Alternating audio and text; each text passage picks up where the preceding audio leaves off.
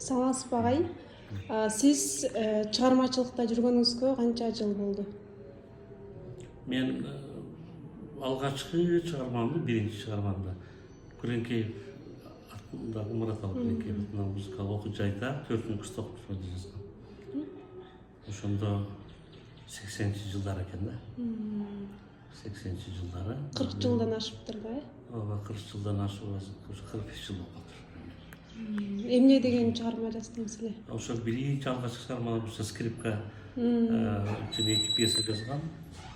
2 пьеса жазгам. Ошол эле сюжет фортепиано үчүн.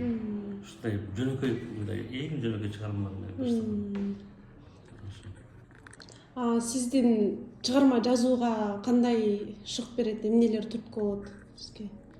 Эми мындай болгондо, баягы окуп жүргөндө ар кандай музыкаларга көп окуп элек. Анан композиторлордун чыгармаларын кызыгат элек, кантип жазды экен, ошо техникасына. Анан кийин ошол мен училищада кружокко бара баштагам, композиция кружогуна.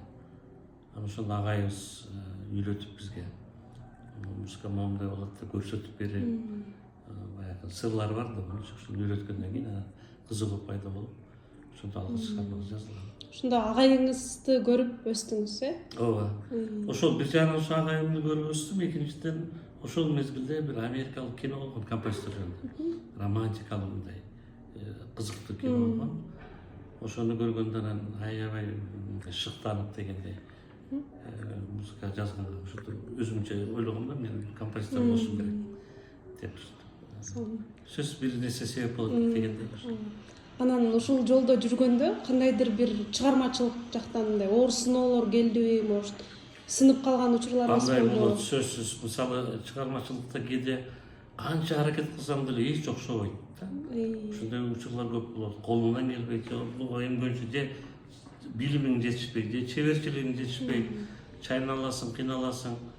Анан ошондой мезгилде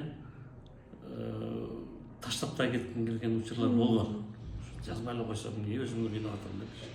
Бирок баары бир бул мындай да, бир даамын татып алгандан кийин баары бир киши кыйнала берет, жазгысы келе берет. Мындайча айтканда наркотик сыяктуу деп койсок болот, бирок мындай пайдалуу наркотик да, музыка. Ошол сыяктуу буга бир даамын татып алгандан кийин мындан чыгыш кыйын.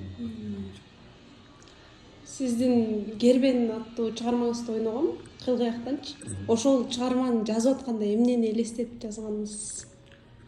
Эми айтуу кыйын го. Мен ошо көбүнчөсү мындай болчу, айылга барып, анан жайлоого барат элек, тоодо ат менен баратканда чөпкө барат элек. Биз жакта чөп жайына негизи чөпкө барат элек, жайлоого барат элек. Ошондо баягы баратканда көбүнчөсү жаратылышты карап туруп, ар кандай ойлор келет. Кыялданасың, өзүнчө эле бир музыкалар өзүнөн өзү эле мындай келе берет да. Мен оюмча ошондой нерселер түрткү болсо керек. Себеби композитор деген сөзсүз жаратылышка барыш керек, бир нерсеге таасирлениш керек. Анан кабинетте отура берсе эле композитор боло албайсың. Бул албетте кабинетте отуруп иштесең жакшы, бирок таасирленүү үчүн ары бери элди аралаш керек. Кандайдыр бир жаратылыш коозелерди көрсө, анан ошонун баары чыгарма жазганга түрткү болот сөз. Азыр жаңы чыгарманын үстүнөн иштеп атасызбы? Азырынча ойлонуп жүрөм. Азыр кандай деп айтсам, былтырлар ошо жаңы опера жазылды. Сатылган Осмоновдун Алымбек менен Курманжан деген операсы ушуга керек. Мен ошонун оркестровкасын жасадым. Ошолдо кыйла убакыт алды. Анан өзүмдүн негизги пландарым бар. Жаңы чыгармалар жазсам дегенчи. Ошо. Сиздин көрүп өсүп келаткан жаш композиторлорго кандай кеңеш берет элеңиз? Эми азыр мен өзүм деле мугалим болуп канча студенттер менен иштеп жүрөм, композитор окуучуларым бар. Анан мен эмне айтып жүрөм, биринчи кезекте өзүбүздүн элдик музыканы көрүп окушсун деп.